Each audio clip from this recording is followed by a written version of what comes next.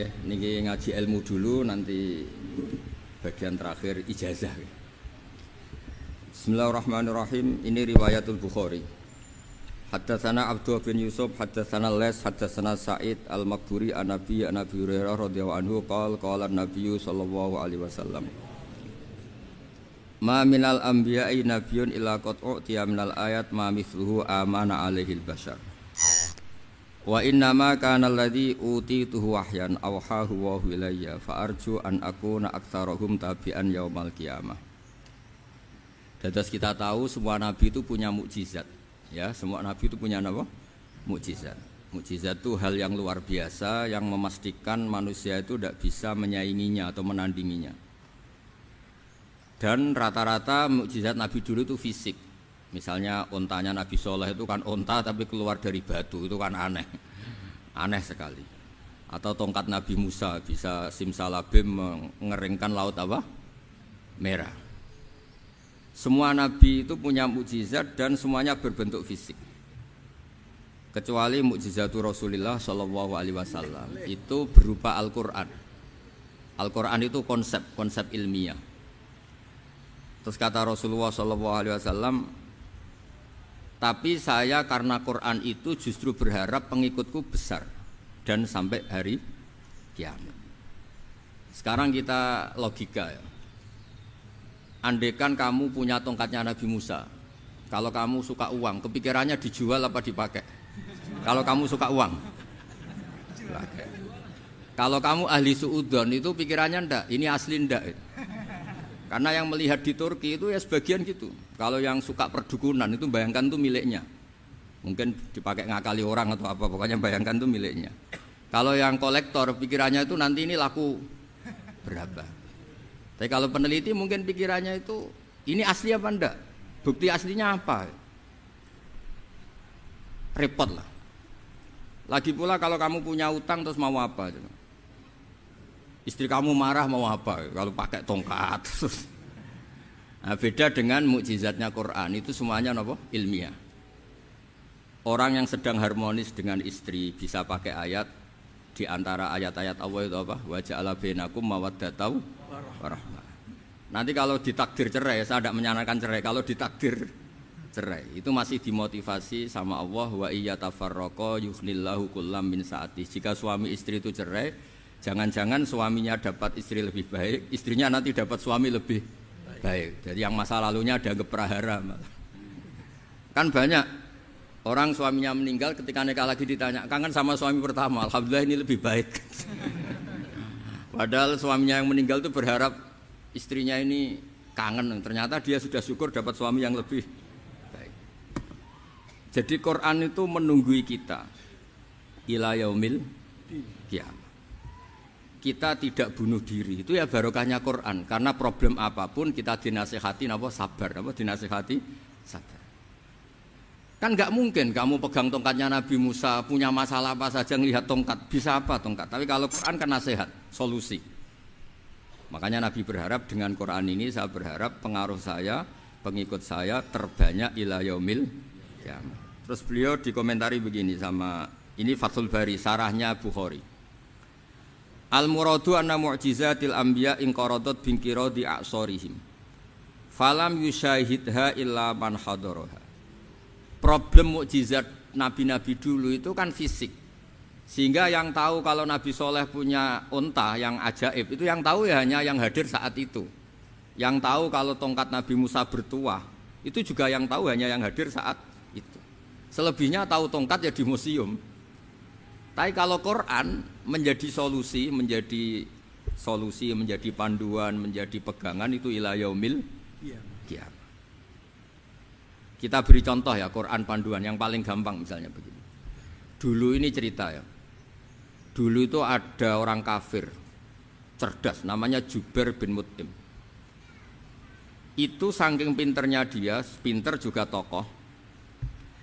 Itu sebagai delegasi pembebasan Asra Badrin. Jadi tawanan-tawanan perang Badar itu mulai dulu ya ada negosiasi mau dibebaskan.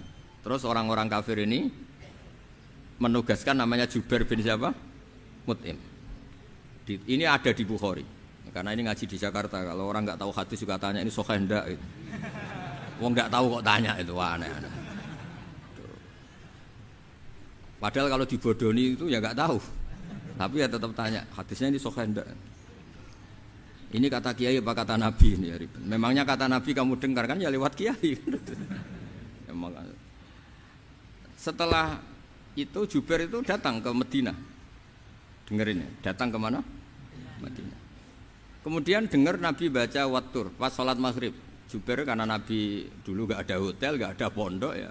Pondoknya Nabi hanya sufah itu.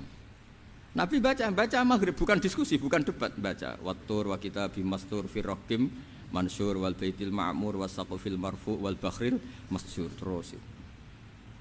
Kemudian sampai pada titik ayat am khuliqu min ghairi syai'in. Masa manusia atau alam raya yang maujudat, yang nyata, yang wujud nyata. Kemudian asal usulnya itu ketiadaan. Ini kan hadhil alam maujud, alam ini kan nyata. Masa sesuatu yang nyata penciptanya itu tidak nyata. Jadi enggak mungkin ada faham nihilisme. Kalau faham nihilisme berarti melahirkan teori begini. Al adamu yakhluqu maujudan, sesuatu yang tidak ada menciptakan yang itu kan akal enggak bisa nerima. Kalau sesuatu ini ada, penciptanya pasti ada. Terus akhirnya Jubair bin Mut'im itu simpuh di depan Rasulullah terus bilang, "Ya Muhammad, kada qalbi ayatir." Hampir saja hati saya terbang. Kalau riwayatnya Imam Ahmad, faka'anna masudi qalbi, hati saya ini hancur. Semua teori yang saya bawa untuk melawan kamu sekarang luluh semua, hancur semua. Yang benar adalah teori Anda bahwa Tuhan itu satu dan Tuhan itu ada sebelum semua makhluk. Coba kalau Nabi Muhammad ada Jubair bin Mut'im terus menyembunyikan tongkat dekat mihrab.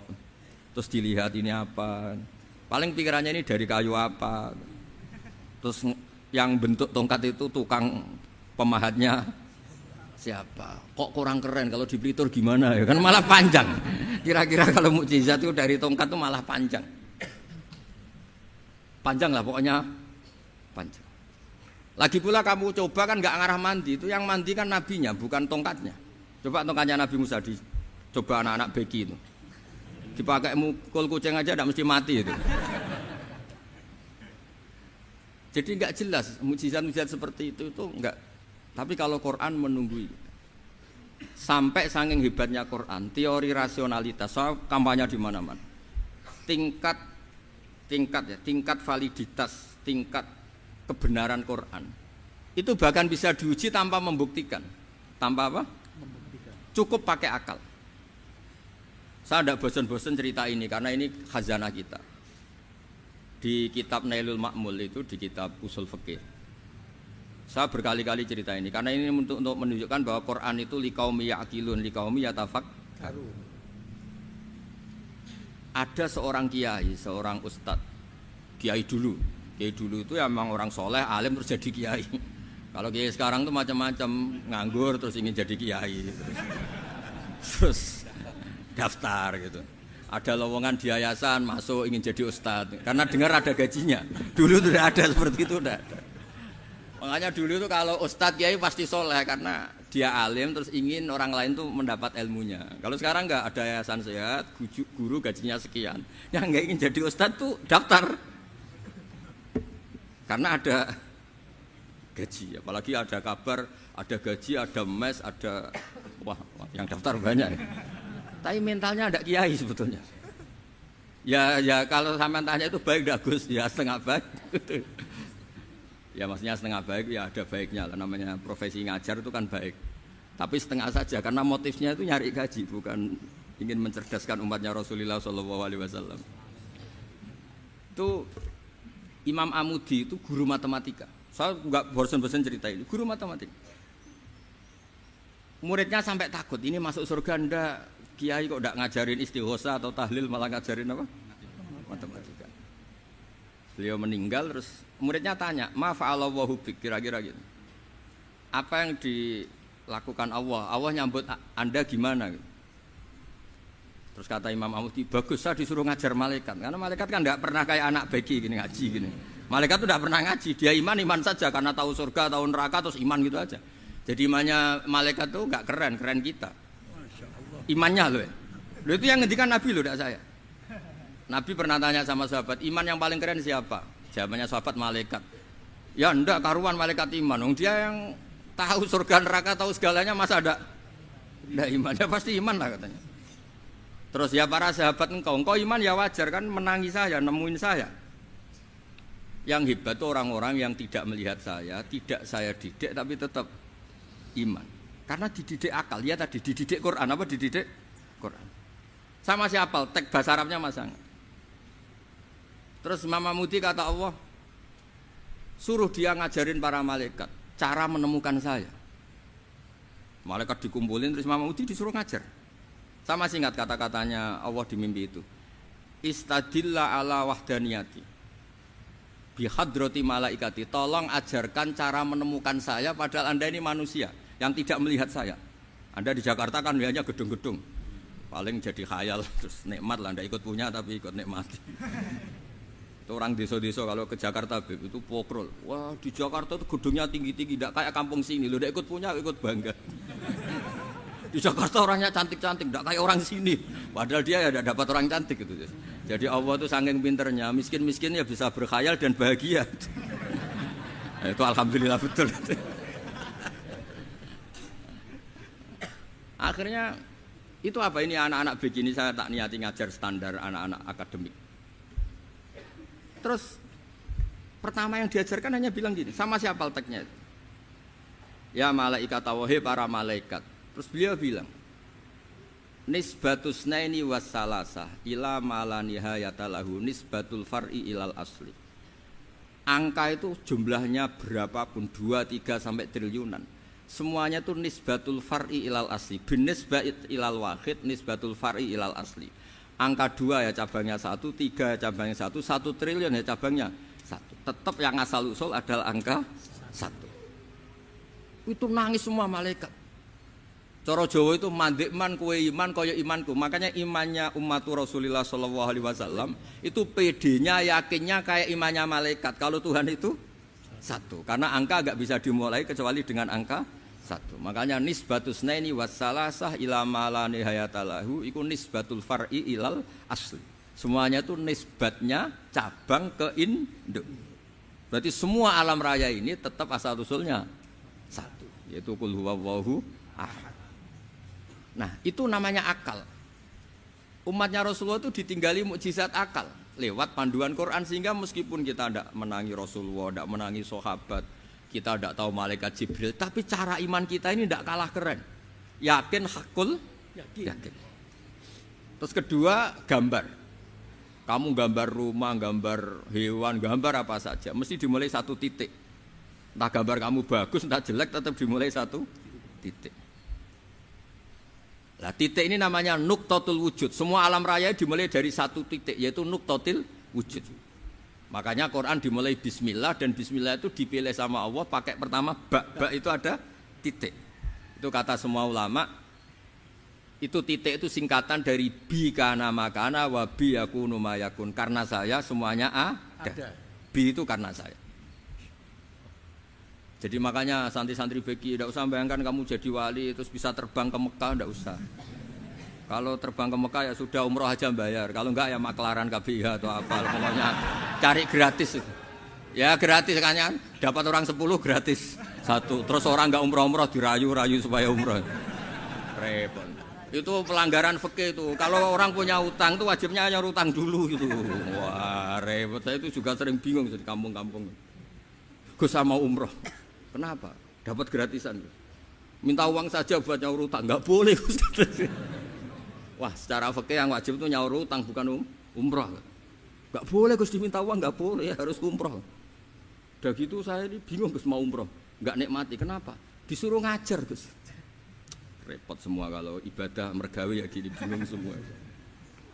Ya saya mohon anak-anak BK semua yang seneng Quran itu harus seneng sampai kayak saya sehingga tahu. Istidlal mencari Tuhan dengan cara tauhid yang berbasis akal itu sedzahir imannya malaikat. Jika di klasmen iman itu manusia ulul ilmi, kita-kita yang nekuni ilmu itu nomor 1 prakteknya. Karena nomor 1 itu Allah karuan kan syahidah Allah kan enggak tertandingi syahidah wa annahu la ilaha illa huwa terus wal malaikatu Malaikat kan karuan karena langsung menyaksikan surga dan ketiga apa? Wa ulul ilm. Berarti prakteknya kan nomor 1. Kalau kompetitornya semuanya manusia, ulul ilmi nomor berapa? 1 kan? Nah nomor 3 kan dari Allah, malaikat, ulul ilm. Berarti kalau kompetisinya antar manusia nomor berapa? 1 kan? Nah kenapa ulul ilmi di nomor 3 kan tapi dari Allah, malaikat, ulul. Kerennya kayak apa? Karena cara iman ulul ilmi itu enggak ada ragunya sama sekali.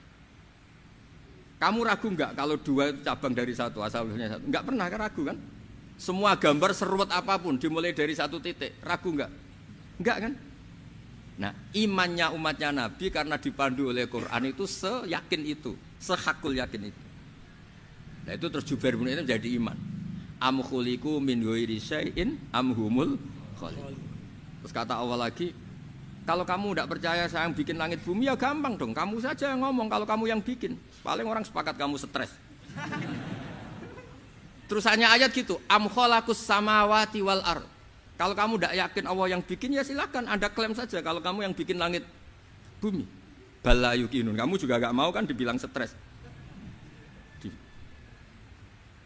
Nah, ini terus saya teruskan ya. Makanya mukjizat terbesarnya Nabi adalah Al-Qur'an. Karena Al-Qur'an itu cerita tentang hukum-hukum akal, cerita tentang logika-logika peradaban. Misalnya logika peradaban, contoh paling gampang. Di Quran itu ada sekian ayat yang Allah cerita peradaban. Misalnya wa ahsinu innallaha yuhibbul muhsinin. Itu dikutip terus kemudian disimpulkan dalam peradaban. Kata Sayyidina Ali karramallahu wajhah ngendikannya gampang. Ahsin man syi'ta takun amira. Kamu berbuat baik saja sama seseorang, maka otomatis kamu akan jadi pemimpinnya. Ada orang enggak tamat SD, enggak tamat papa, gobloknya minta ampun.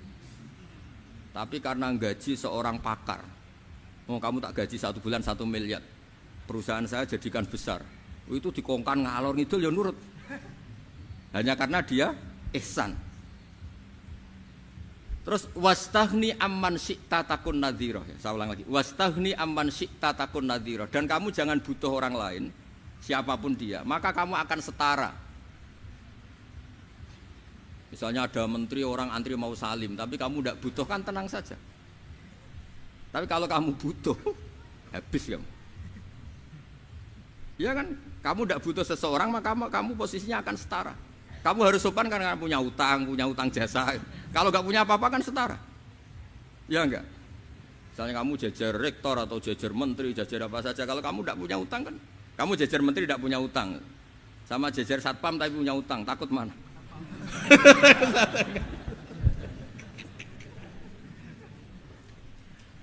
Kalau butuh itu mesti kalah kan? Ada pejabat misalnya nggak begitu cantik sama perempuan cantik yang kamu butuh ingin dicintai, takut mak. Padahal nggak jelas orang ini pangkatnya apa. Jadi dalam hukum sosial itu kata Sayyidina Ali wastaghni amman syi'ta takun nadhira. Kamu jangan butuh seseorang maka kamu akan setara. Terus yang terakhir wahtas ila man syi'ta takun asiro, asiro pakai sin. Dan silahkan butuh seseorang, maka kamu akan jadi budak dia.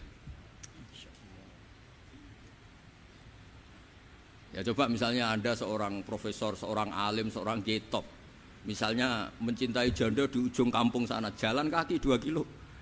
Padahal itu gak tamat SD, tapi gara-gara seneng, kacau kan? Logika kepangkatan hilang semua kan? Jadi itu hukum peradaban. Itu mewakili isi-isi sosial yang diterangkan Quran. Ya, dari paketnya 3 tadi ya. Ahsin man syi'ta takun amirah. Kamu berbuat baik sama seseorang maka kamu bisa memimpin. Wastaghni amman syi'ta takun nadhira. Kamu jangan butuh seseorang maka kamu akan setara. Mbok kamu ketemu orang terkaya di dunia. Ya ketemu orang terkaya di dunia, kamu jejer, kamu tidak butuh dia. Tenang kan bisa setara kan? Tapi kalau butuh harus sopan, ngajukan proposal, harus berakhlak karimah. Makanya sekarang Anda kok berakhlak kenapa? Ternyata mau nyalek. Biasanya Anda berakhlak kok berakhlak. Ada apa ini?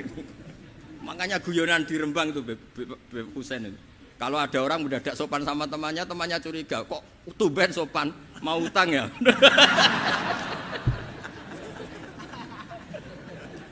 Zaman akhir itu kacau.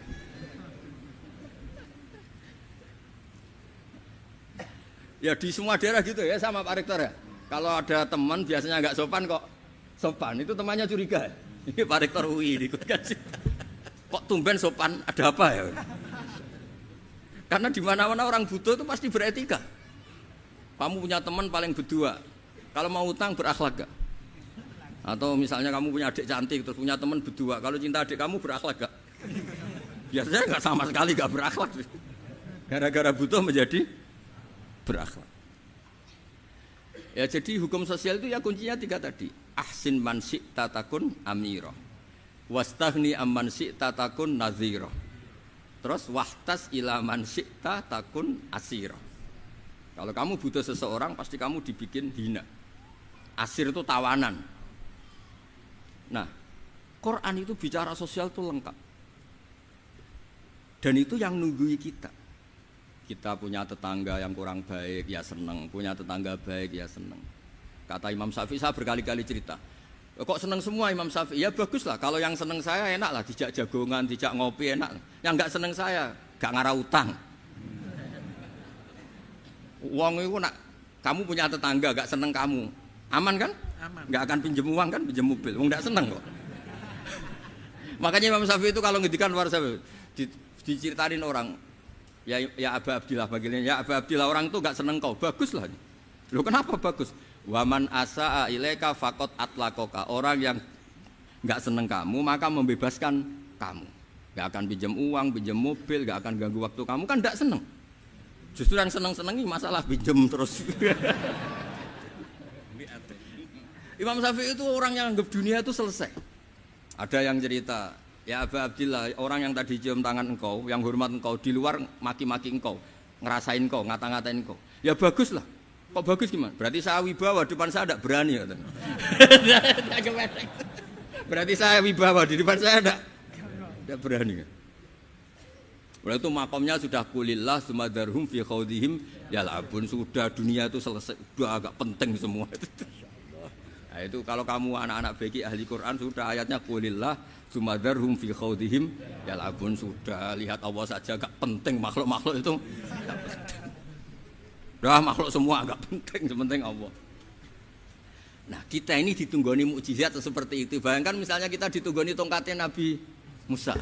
Saya ngajar di sini terus ini tongkat. Terus nanti yang tanya, Gus itu kayu apa Gus? Nanti yang kolektor tanya itu harganya berapa Gus? Ruwet apa? Terus yang ahli suudon itu asli enggak Gus? Wah. Yang ahli suudon kan mesti tanyanya gitu, itu asli enggak Gus? Repot-repot pokoknya. Tapi kalau Quran kan jelas, kenapa? Jelas. Ya terus saya teruskan. Fala yamurru terus al murad anna mu'jizatil anbiya in qaradat binqidari aqsam wa mu'jizatul Quran mustamirratun ila yaumil qiyamah. Wa kharquhu lil adat fi uslubihi wa balaghatihi wa ikhbarihi bil maghibat. Terus kata ini yang ngarang Fathul Bari sarahnya Imam Bukhari. Fala yamurru asrun minal aqsar illa wa yadharu fihi shay'un mimma akhbara bi annahu sayakun yadullu ala sihhati da'wahu. Wa hadza aqwal muhtamilat. Wa takmiluhu fil ladzi ba'da. Wa qilani ya. Anal al makna anal mukjizat al madiyah kanat khissiyatan tusyahadu bil absar kana qati Shalih wa asa Musa. Mukjizatnya nabi-nabi dulu itu hanya penyembuh, hanya pelengkap, hanya nuruti keinginan mata. Seperti dahsyatnya apa? Laut Merah di sebelah apa dipukul sama tongkatnya Nabi siapa? Itu semuanya itu hanya memanjakan mata. Urusan mata. Terus wow itu. Tapi kalau mukjizatnya Nabi Muhammad itu berdasar akal. Maksudnya berdasar akal nih dengerin ya. Dengerin betul. Ketika Laut Merah terus tersibak kan wow itu keren kan? Terus kita bilang menyimpulkan, wah kita tidak akan mampu. Itu bodoh sekali kesimpulan kita tidak akan mampu. Meskipun bikin nyamuk Anda juga tidak mampu. Loh untuk memutuskan tidak mampu saja kok sampai pertunjukan seperti itu tuh laopo, cek goblok gitu. Nah kalau kita karena umat yang pinter untuk memaksa kita nggak mampu, Allah bilang innallaha la yastahi ayadriba mathalam ma ba'ud. Kita melihat nyamuk langsung berkesimpulan tidak mampu. Saya berkali-kali cerita, nyamuk itu sudah kecil, masih punya urat. Uratnya kayak apa? Masih punya kuman, kumannya seberapa? Ya enggak? Nyamuk itu kecil, punya organ tubuh. Organ tubuhnya punya urat. Itu kalau kamu pinter, antara tongkatnya Nabi Musa menyibak Laut Merah sama nyamuk itu sama-sama berkesimpulan melahirkan satu faham bahwa kita tidak mampu. Loh, untuk memaksa tidak mampu saja kok pertunjukan ada onta keluar dari batu Nakotu Soleh, ada tongkat yang bisa mengeringkan Laut Merah. Cik goblok ya. Lah kita alhamdulillah tidak jenis goblok yang seperti ini. Untuk ikrar bahwa Allah itu hebat ala kulli syai'in, cukup lihat nyamuk, kagum kan? Sudah tidak usah bikin hidup. Saya berkali-kali mencontohkan.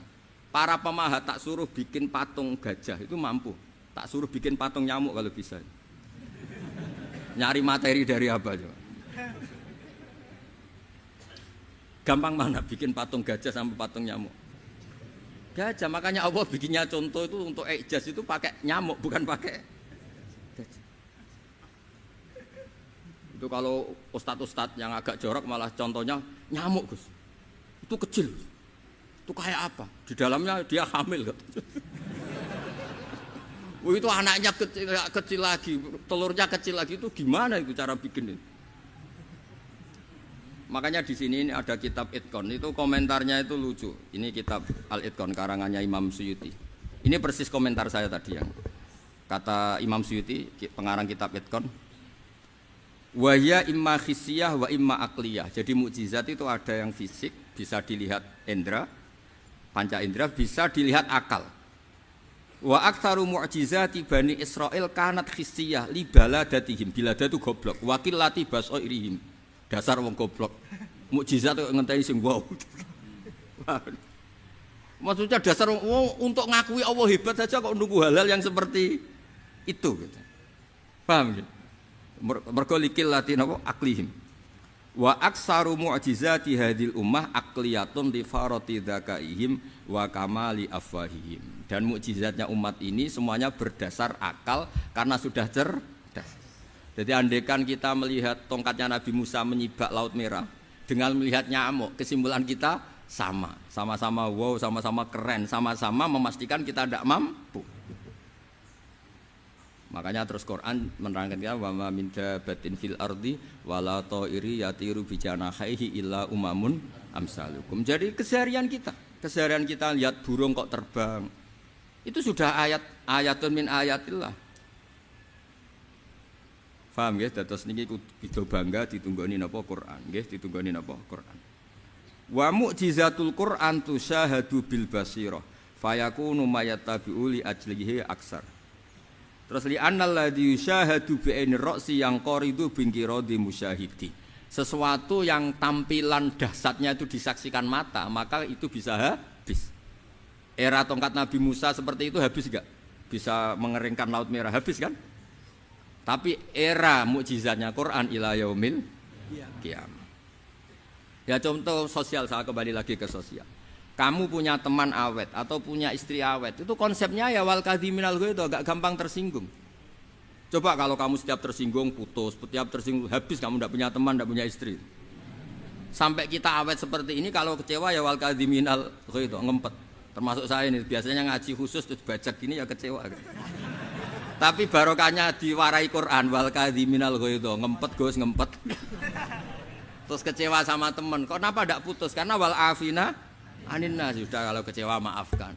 Coba kalau kita kecewa presiden demo, kecewa menteri demo, kecewa orang tua minggat, ya kalau dicari, kalau tidak kan malu. Saya itu punya teman tak tanya, kecewa Gus sama bapak itu, kenapa tidak minggat? Malu. Kenapa malu? Takut gak dicari. Itu orang tuh paling malu itu kalau keluar dari rumah nggak di. Saya punya teman lagi, saya ini takut mati Gus. Kenapa? Takut istri saya tidak nangis Gus. Itu kematian terburuk itu kalau sudah mati tahu istrinya ada nangis, itu malu betul itu. Makanya jangan mati, pokoknya pastikan orang sekeliling ada nangis itu baru berani mati, kalau enggak jangan. Ya jadi mukjizatnya Nabi itu luar biasa.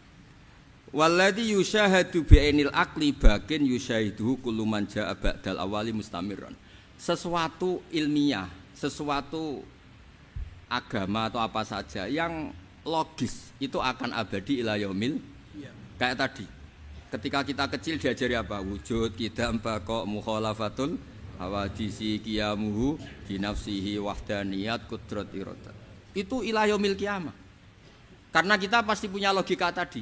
Masa alam raya yang maujud didahului ketiadaan. Kemudian ketiadaan ini kita rumuskan, ketiadaan inilah yang bikin alam raya. Di mana-mana nihilisme, ketiadaan ya layu astiru saya namanya tiada ya tidak punya akibat apapun. Yang punya akibat apapun ya sesuatu yang wujud. Lalu itu kan ila yaumil qiyamah, sampai kapanpun teori itu akan nunggui kita ila yaumil qiyamah. Tapi kalau tongkat Nabi Musa ketika kita tidak melihat kan punya alasan tidak ngandel, Musa tidak tahu. Tapi kalau kamu seperti ini, orang paling mulhid sekalipun, paling ateis sekalipun, terus ditanya, bisa enggak Anda mulai angka di luar angka 1? Tidak bisa kan? Makanya benar Imam Amudi tadi, ketika diminta Allah, istadilla ala wahdaniyati bi hadrati malaikati, tolong ajarkan kenapa manusia begitu yakin kalau saya ini satu, padahal mereka tidak melihat saya.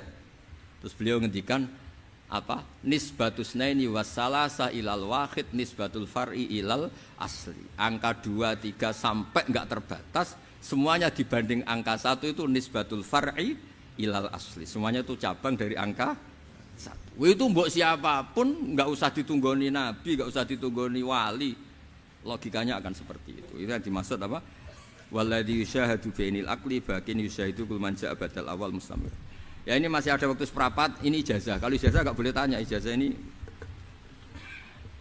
Dan itu yang fotokopi lebih besar itu ijazah.